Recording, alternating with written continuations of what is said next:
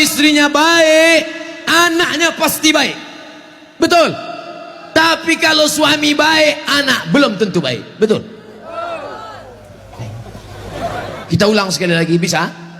Kalau istri baik, anak pasti baik.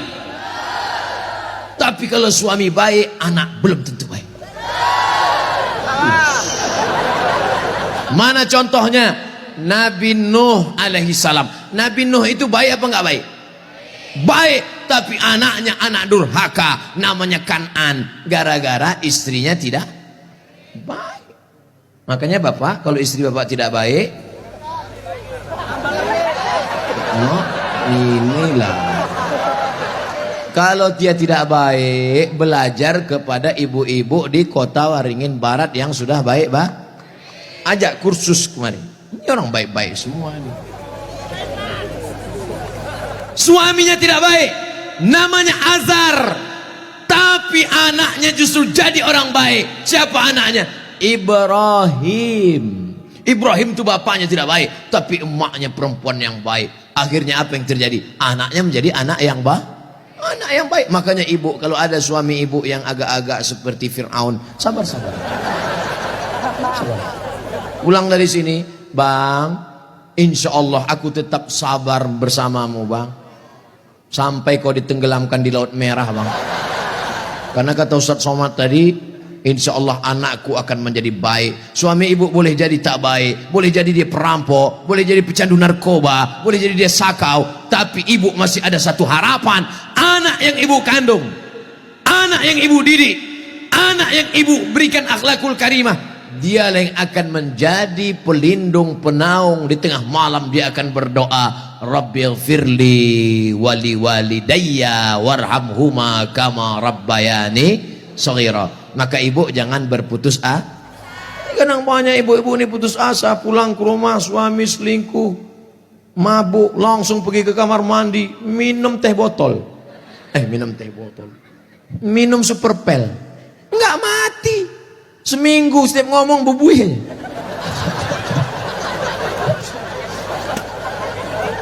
Ibu harus tegar, ibu harus kuat, ibu ada harapan. Harapan ibu siapa? Anakku akan jadi polisi, amin. Anakku akan jadi tentara, amin. Ibu sekolahkan saja anak ibu sesuai bakatnya. Perhatikan anak ini bakat.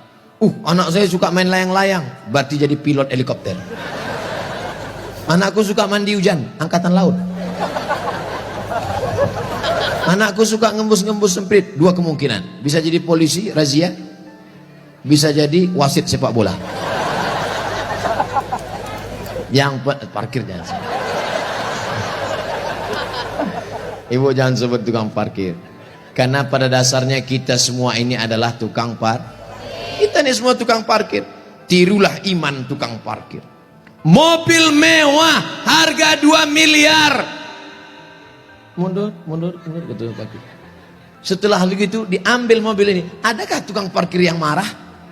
Gak ada. Ada nggak tukang parkir ngamuk-ngamuk? Kenapa mobil ini diambil? Saya sudah menjaganya 2 jam. Gak ada. Kalaupun ada berarti gila. Kita itu juga di dunia ini sama seperti iman tukang parkir. Mobil itu titipan, rumah itu titipan, anak itu titipan, kebun itu titipan. Kita hanya menjaganya di dunia, dan setelah itu kita akan mati. Ada yang punya kita? Tidak. Makanya bapak, berapa banyak bapak ketika istrinya meninggal, ya nggak ada nangis. Pas ditanya, bapak nggak nangis? Titipan Pak Ustaz. Ustadz ini ceramah nggak enak, pas giliran mati istri aja. Oke, sekarang kita balik. Berapa banyak ibu-ibu yang imannya sudah mantap, dia menganggap ini semua titipan, hilang tidak apa-apa, meninggal suaminya, dia tegar. Ibu nggak nangis, titipan Pak. Tapi ada satu ibu menangis, papa, jangan kau tinggalkan mama sendiri, Pak. Pas ditanya sama tetangga, ibu nangis kenapa? Warisan dikit. Tapi itu tidak ada di Kobar. Jauh di sana, jauh di pinggiran-pinggiran Pangkalan Bun. Yang di sini semuanya baik-baik, betul? Ibu menerima mereka bukan karena hartanya, tapi karena mereka mampu membimbing ibu dan anak-anak mencari ridha Allah Subhanahu wa taala. Ibu yang malam ini datang menggendong anak, ibu yang malam ini datang menyusukan anak, insya Allah anak itu yang nanti akan menjadi pemimpin-pemimpin bangsa di masa ini. Makanya ibu sabar-sabar. Berapa kali ibu diusir dari majelis karena anaknya menangis. Betul? Mau akad nikah, aku nikahkan engkau dengan anakku dengan mahar seperangkat alat sholat.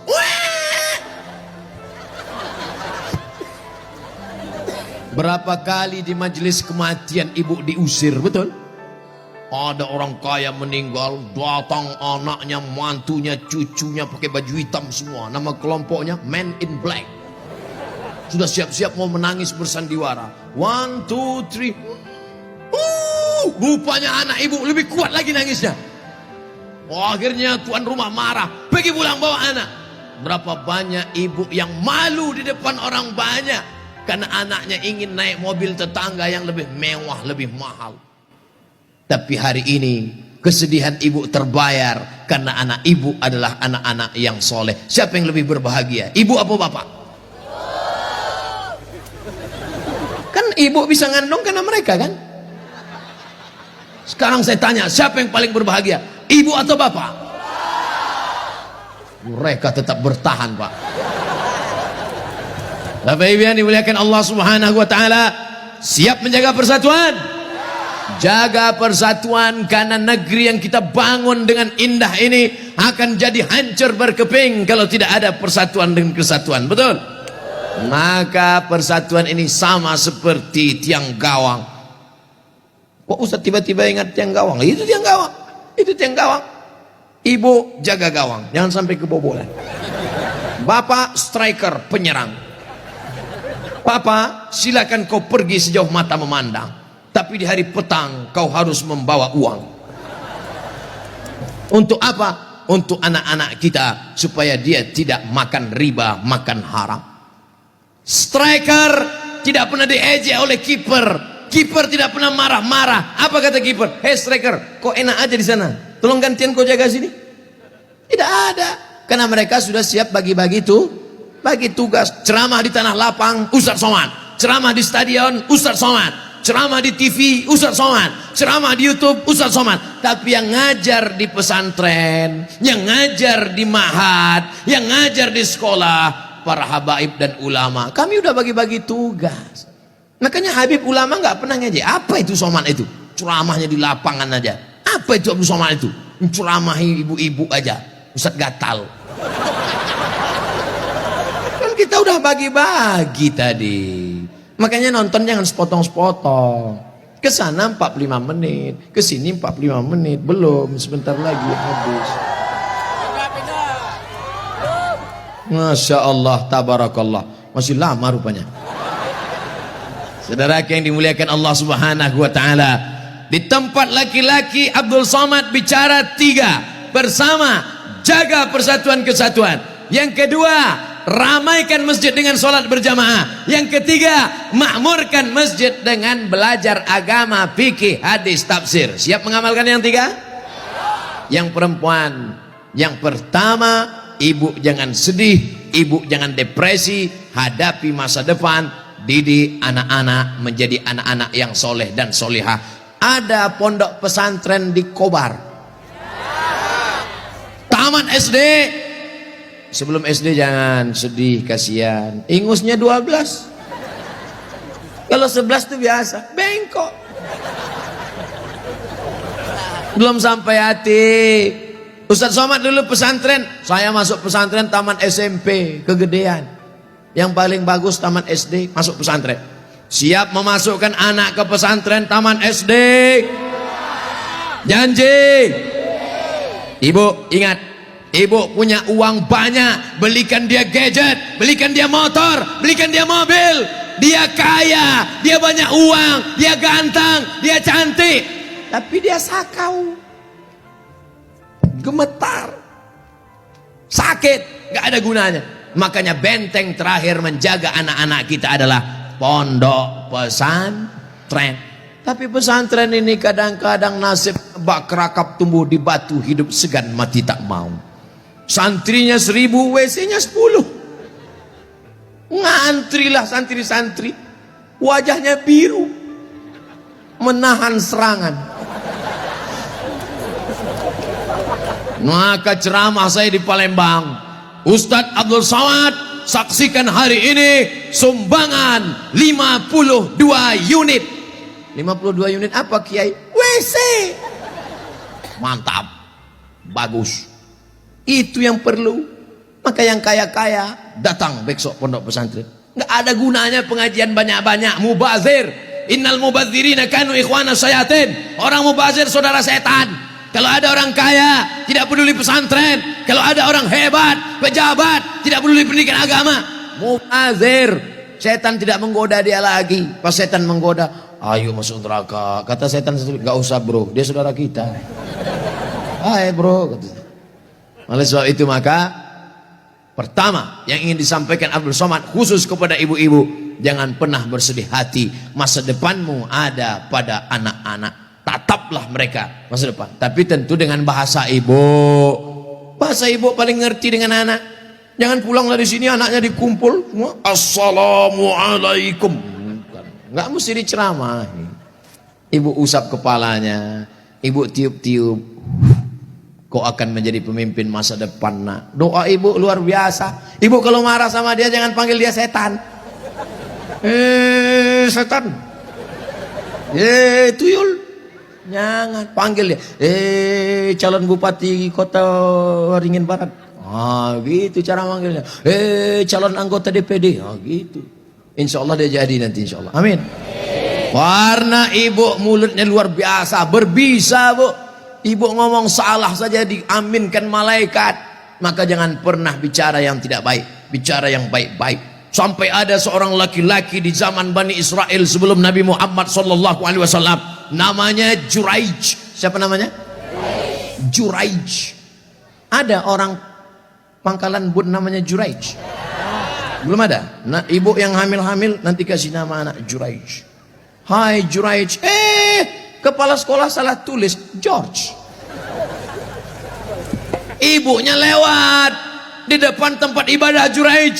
Apa kata ibunya? Ya Juraij. Juraij merasa Tuhan lebih mulia. Aku tidak perlu menyambut panggilan anak. Aku tidak perlu menyambut panggilan ibuku.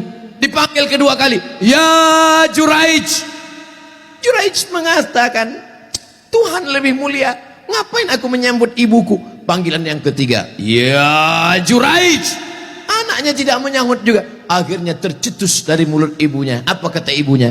Allahumma la tumithu hatta turihi wujuhal mumisat. Jangan matikan Juraij sebelum matanya melihat wanita tuna susila. Mohon maaf, perempuan tidak baik, PSK, WTS, entah apa lagi namanya. Dikabulkan Allah.